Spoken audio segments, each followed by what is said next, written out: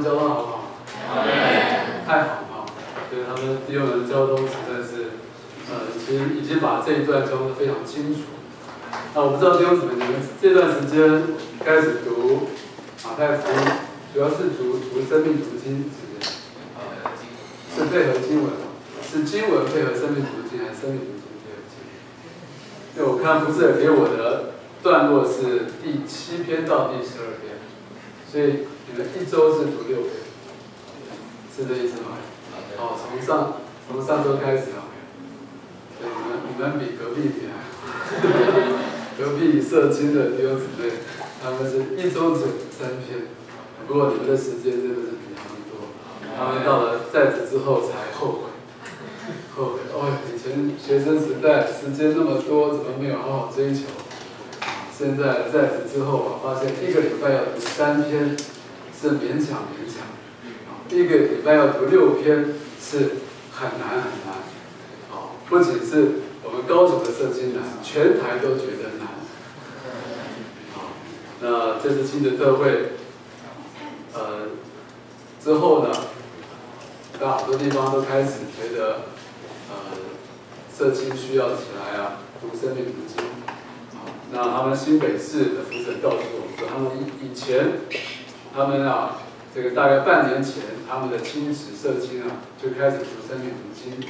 那个时候也跟你们一样，一周6篇，可读来读去，后来就发现很难。怎么读大概呢都读不到进度，所以后来呢，他们就放慢进度，变成一周3篇。然后我们社青呢，4年前就开始读生命读经，从创纪开始读起，所以2-3年前我们就已经醒悟了，1个礼拜6篇是读不完，所以我们已经很早就放慢脚步了，一周3篇，开始慢慢读，读到现在也只有读到诗篇而已，4年前就开始读了，读到现在也只有读到诗篇。这样的进度要继续读下去的话，12年才能够读完。那我讲完，你们在座都有读吗？要读啊！好了吗？所以我想，这个我今天其实刚刚弟兄们他们讲的都已经非常好，而且我想你们在马太福音的经文部分其实也相当熟了，对不对？你们在座儿童班的举手一下吧，不是儿童班，从小的就儿童牌的，现在不是儿童班，儿童牌，从小得救的，加上国中得救的，加上高中得救的。好，谢谢，请放下。应该有超过3%，所以事实上你们对圣经，特别对新约，其实不陌生。那为什么弟兄们要鼓励我们读生命读经呢？这个生命读经啊，它有几个特点第一个就是说，它给我们一个真理的思路也许你读圣经，你读到这个点，读到那个点，你都很有摸着，但是你就不知道这些点为什么要放在一起，对不对？第二就是说，你读了这么多的生命读经，到底你怎么去应用？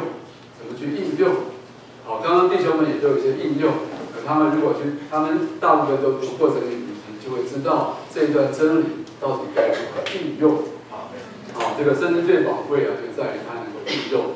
那所以我点几个点让你们知道这个生命读经到底宝贵在哪里。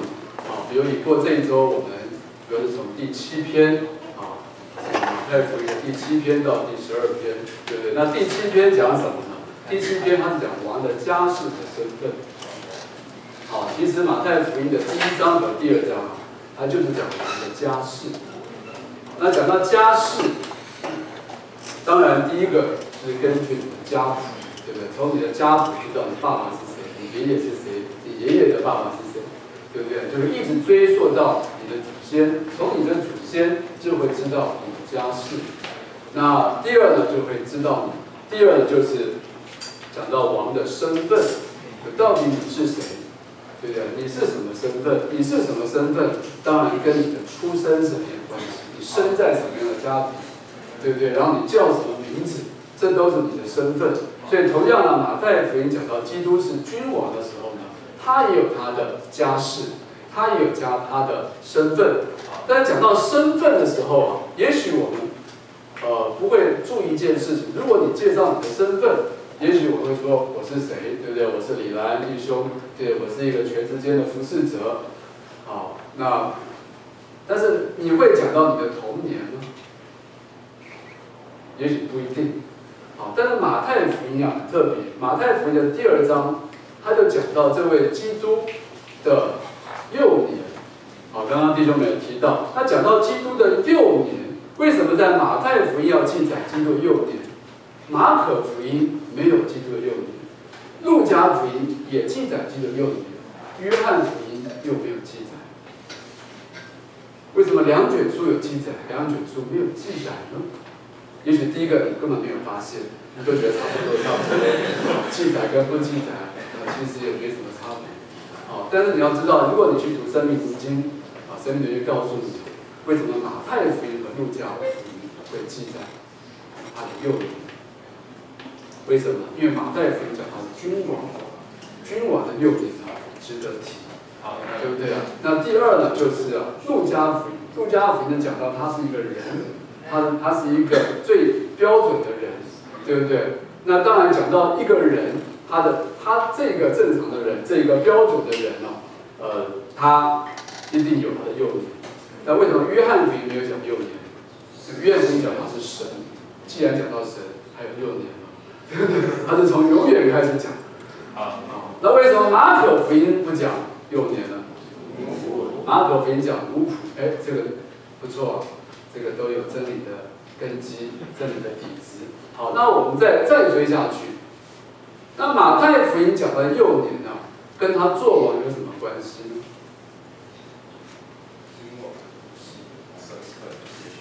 跟他幼年好像谱系很有关系，跟家谱，他是大卫的后裔嘛，对不对？那讲到他的身份的时候，他是耶稣，对不对？他是耶和华救主，他是以马内利，他是神与我们同在，他是这位12人者就够了嘛？童年记不记载有差吗？对，那今天做总统呢，你会去注意，你会在意总统他小学读什么学校吗？他幼稚园读哪里吗？你会需要知道他的幼年吗？那为什么马太福会记载这个幼年？刚刚弟兄有提到，其实马太福音讲到他幼年的时候，特别提到这个，当主耶稣出生的时候，他就是王，对不对？但是谁知道他是王？谁知道这个王在哪里？谁知道这位基督在哪里？没有人知道。所以没有人知道，那我们怎么去找到他？他是要来做王的，但是我们怎么去找到这一位做王的这一位基督呢？所以在第2章里面就讲到，这个人怎么会去发现这位基督？是被谁发现的？星象家。但星象家他怎么去发现？这个就很有讲究，对不对？星象家怎么会发现的？星象家因为看到一颗火星，对不对？但只看到火星，星象家就能够找到吗？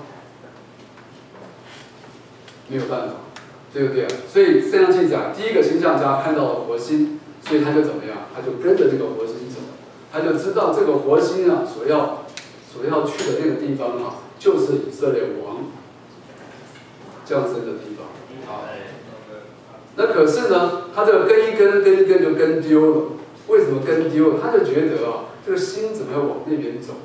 明明以色列王应该是在耶路撒冷，耶路撒冷是在这边，星怎么会在那边？所以到底要跟着星呢，还是要跟着我对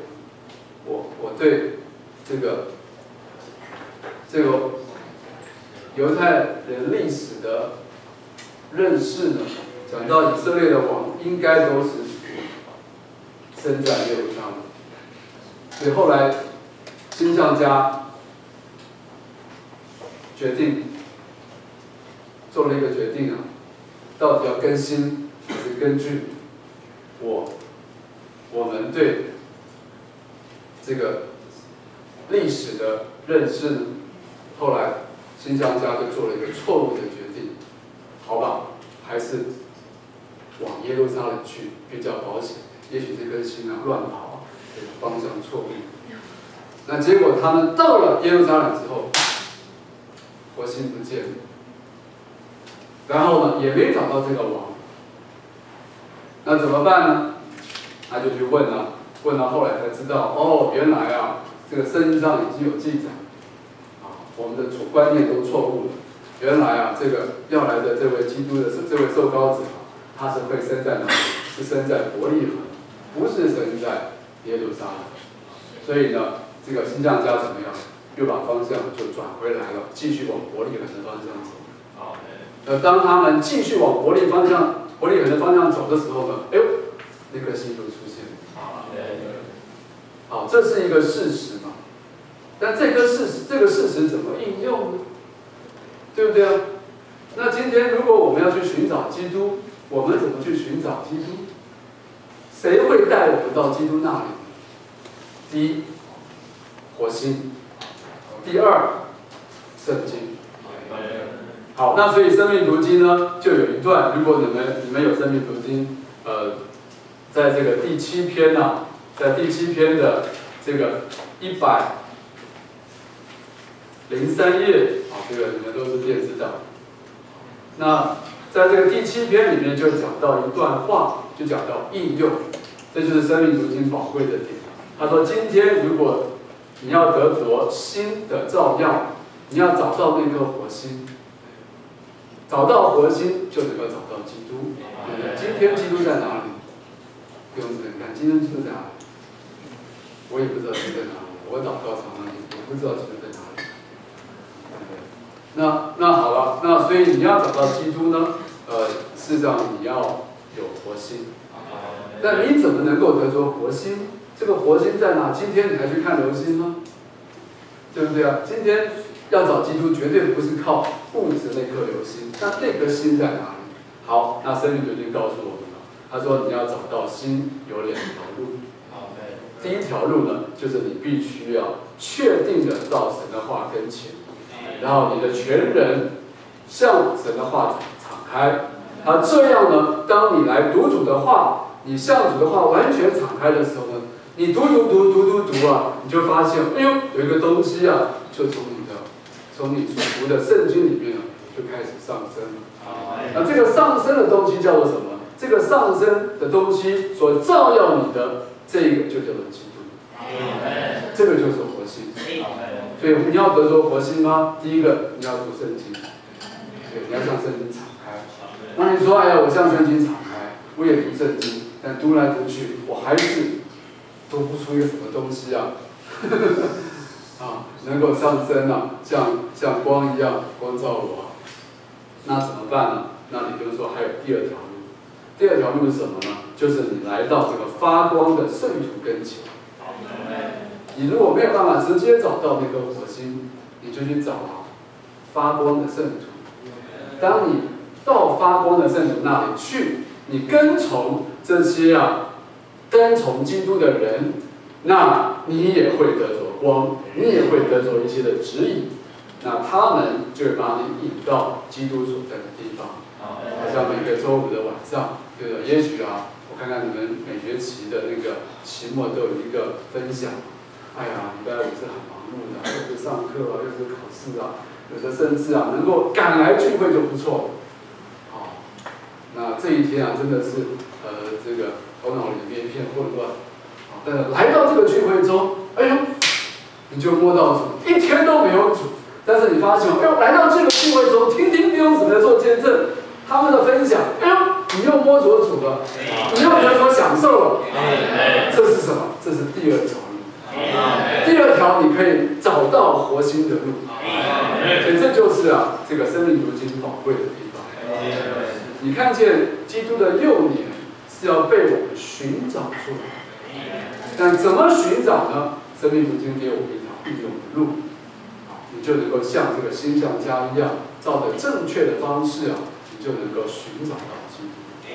那同样，这个第8篇是讲到这个马太福音的第3章你知道马太福音第3章和第4章啊，主要是讲到王的受膏，对不对？什么叫王的受膏啊？就是王要登基了，就是总统要就职了，总统啊要就任了。你这个王要就职啊，之前你必须有一个手续，那个手续叫做受膏，对不对？那这个受膏啊，圣经读经花了好几篇的信息，至少花了这个四篇的信息，讲到王要受膏，也就是说，这个基督怎么样做王呢？第一个家谱根据家谱他是王，根据出生他是王，对不对？但他真正要做王的时候呢，他要怎么做王？他30岁，他真要做王了，真要做王，怎么做呢？哎，这个就记载在马太福音的第2章和第3章，讲到基督要做王啊，3个条件。哪3个条件？第一个，他必须被推荐，必须被荐。那照着圣经，照着这个犹太人啊，一个做君王的人，他必须被谁引荐呢？必须被祭司引荐。祭司带来君王，对不对？撒母耳是个祭司，撒母耳就高了谁啊？高了大卫，对不对？所以基督既然他是王，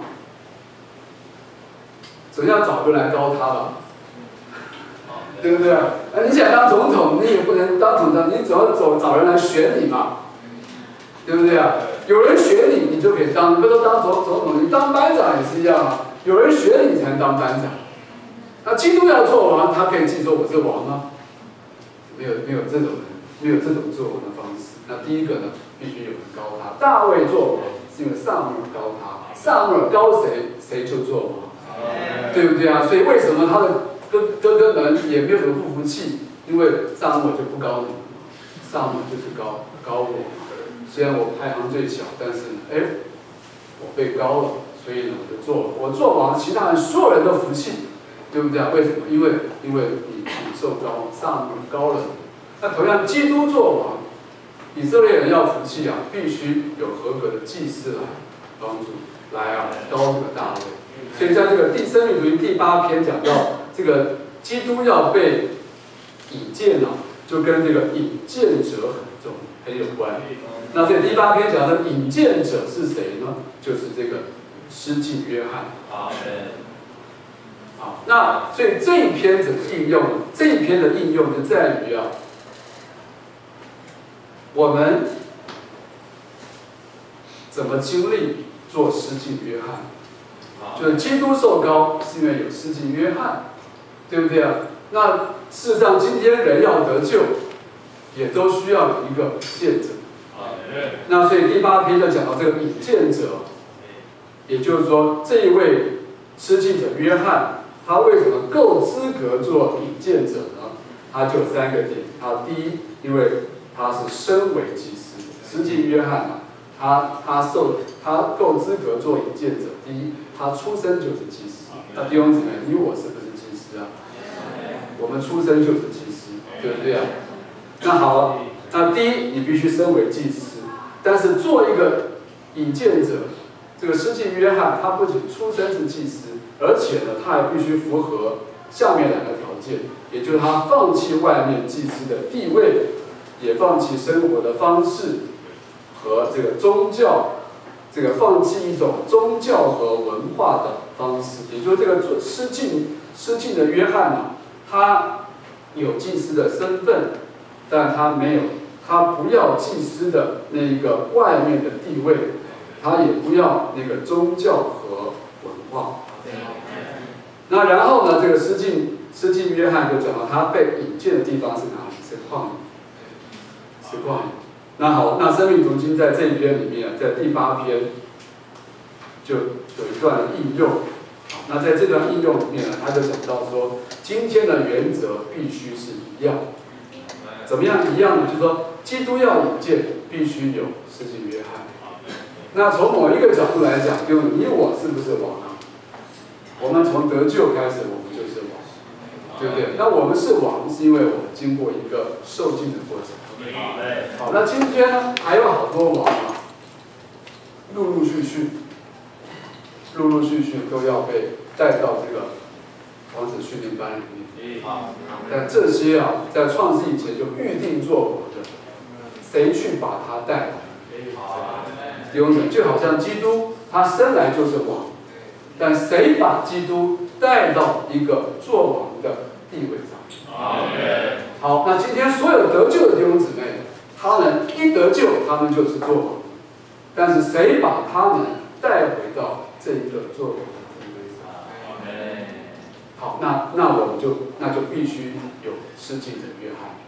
那今天我们怎么学施浸者约翰？说哦，那我也穿个骆驼毛的衣服，啊，我也来吃蝗虫野蜜，啊，我也去旷野去住。啊，那今天你怎么做新约的施浸者约翰？好，那你若去读生命读经啊，这个第8篇，也就是告诉啊，今天的原则也是一样啊，但这不是说我们应当在外面模仿施浸者约翰，而我们不该采取宗教和文化的方式，反之，我们必须采取满了神同在的方法。那你说，请问什么叫做满了神同在的方法？就是你这个做祭司的，按着传统。按着宗教，祭司必须在哪里侍奉神呢？在圣殿里侍奉神。但是这个施浸者约翰，他在哪里侍奉神？他在旷野侍奉神。哪里有神的同在呢？是圣殿呢，还是旷野？圣经告诉我们，神的同在是在旷野。那个时候圣殿老早就没有神的同在。对不对？施浸者约翰他有神的同在，所以他有神的能力，他有一个这个权柄，对不对啊？就吩咐人啊，就施浸。那为什么施浸者约翰有这个能力呢？因为他有神的同在。所以这个同在不是在于你的地位，也不是在于你是不是在圣殿里面。那施浸者约翰为什么要跑到旷野里呢？这是一个全新的方法。好，从旧约里面没有一个祭司侍奉神跑到旷野去侍奉，这个约翰破了先例。所以圣经上记载，这是一个全新的方法。弟兄姊妹，今天你我作为新约福音的祭司，我们在哪里去做引荐的工作？校园里、马路上，还是在教堂里？有人你有没有发现了？我们跟施浸者约翰很像。为什么今天这个传福音的时候，我们去校园里面呢？你想想，哇，我怎么这么落魄？哎，真丢脸啊！这个同学看到我们走来走去，在校园里传福音，真丢脸。对吧？你知道这个施浸者约翰在旷野里传道的时候，我想很多人觉得他真丢脸。你是一个祭司，你不在圣殿里面，你跑到旷野里。但旷野里面有谁？旷野里面有人。旷野里面有群众，对不对？旷野里面有神所拣选、所预定的人。所以当你按着神的方式，而不按照你天然的方式，感谢主，你就有神的同在。这个神命定的路啊，神命定之路，你照着这个神命定之路传福音、加聚会，你就会有神的同在。阿们吗？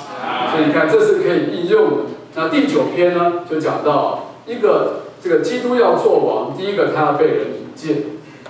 那第二呢，这个引荐的方式，这个施浸者引荐，一面是在旷野，是在马路上，是在校园里，是在十字街口，对不对？但这个方式也很重要，就你怎么帮助人得救，你怎么带人得救呢？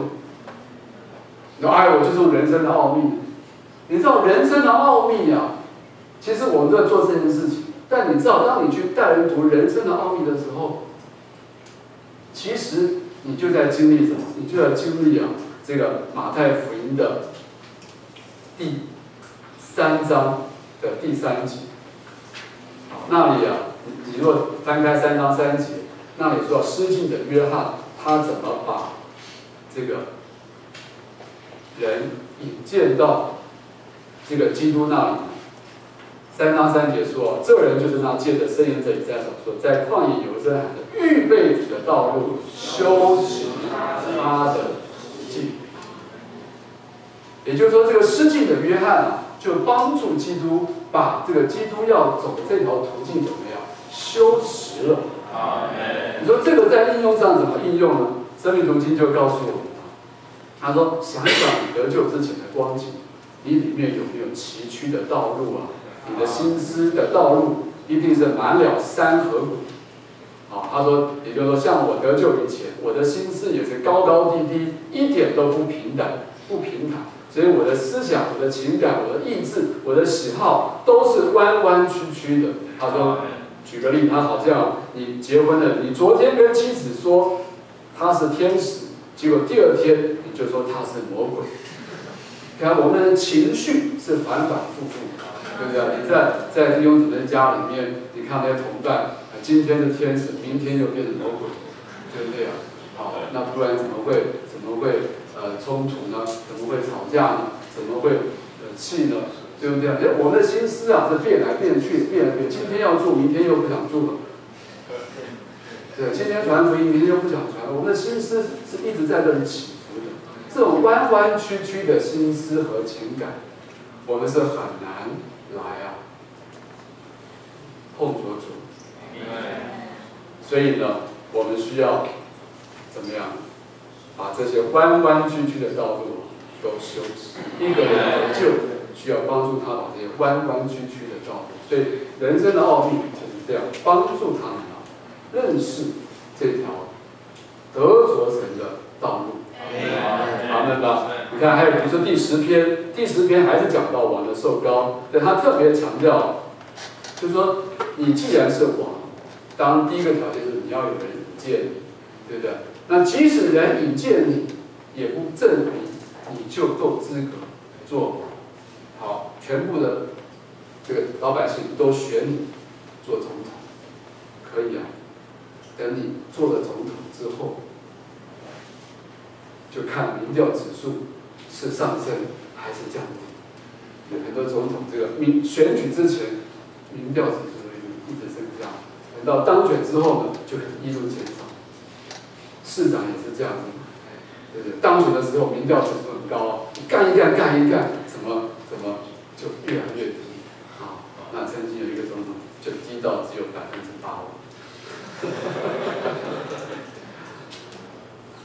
那为什么呢？他的能力不行，对不对？那基督他有家谱，他有出身，他也被祭司膏了。但是他到底够不够资格做王呢？慢一点。这个祭司膏了你，但是神还不一定。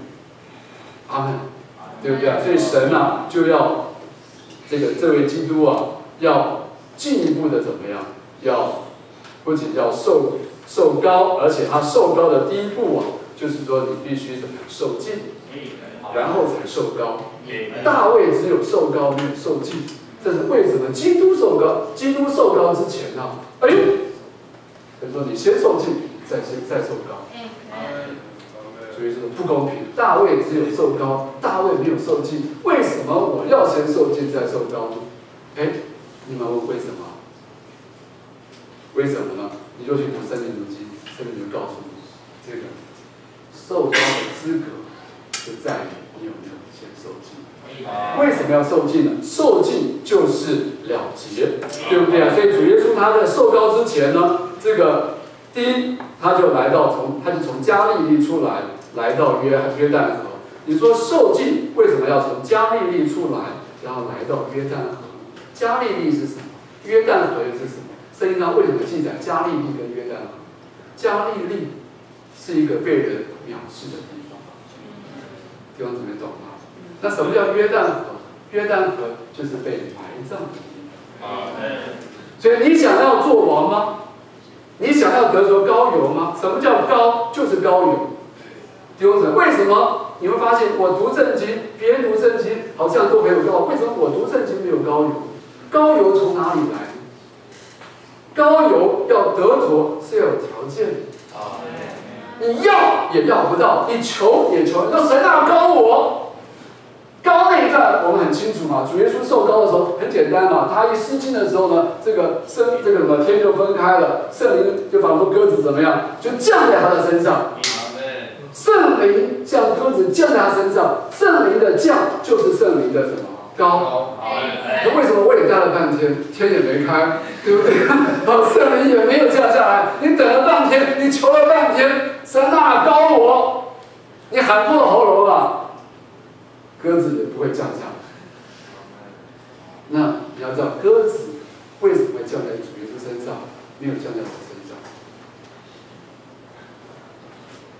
因为主耶稣是从加利利出来，走到约旦河。你如果也从加利利出来，走到约旦河，鸽子一定会降下。